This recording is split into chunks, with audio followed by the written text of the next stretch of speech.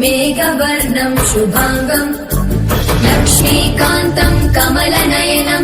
योगिभिर्ध्यानगम्यम् वन्दे विष्णुं भवभयहरं सर्वलोकैकनाथम्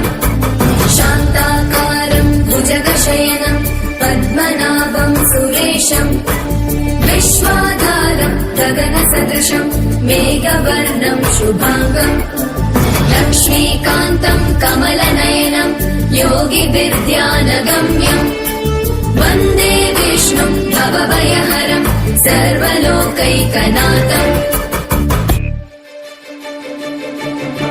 त्रैलोक्यपूजितः श्रीमान् सदा विजय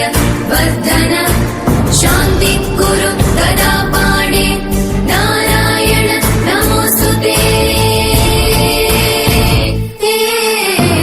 त्रैलोक्यपूजितः श्रीमान् सदा विजय वर्धन शान्ति कुरु गदा पाणे नारायण नमोऽस्तुते शान्ताकारं भुजगशयनं पद्मनाभं सुरेशम्